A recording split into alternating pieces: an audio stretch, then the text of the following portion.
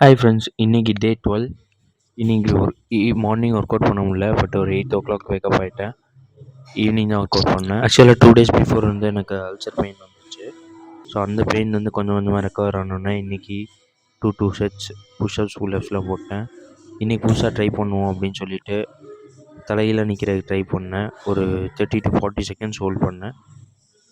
இன்றைக்கி தான் இது வந்து ஒரு 2-3 டைம் ட்ரை பண்ணியிருக்கேன். இனிமேல் ரெகுலராக இதே ஆட் ஆன் பண்ணிக்கலாம். ஸோ இன்றைக்கி ஒர்க் அவுட்ஸ் புஷ்அப்ஸ் புல்அப்ஸ் எல்லாம் முடிச்சுட்டு இன்றைக்கி டே முடிச்சாச்சு. ஸோ உங்கள் யாருக்காவது ஏதாவது ஹெல்த் இஷ்யூ இருந்தால் கீழே கமெண்ட்டில் சொல்லுங்கள். அதுலேருந்து ஓவர் கம் பண்ணுறதுக்காக தான் இந்த 30 days சேலஞ்சு. 30 days அதுலேருந்து வெளியே வந்துட முடியாது.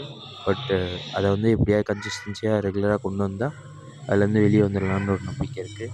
ஸோ டெய்லி இந்த ஒர்க் அவுட்டை ஒரு 30 to 40 minutes பண்ணணும் அப்படின்றதுக்காக இந்த ட்ரை. ஸோ கீழே உங்களோட ஒப்பீனியனை கமெண்ட்டில் சொல்லுங்கள். See you in the next video. See you tomorrow. Bye.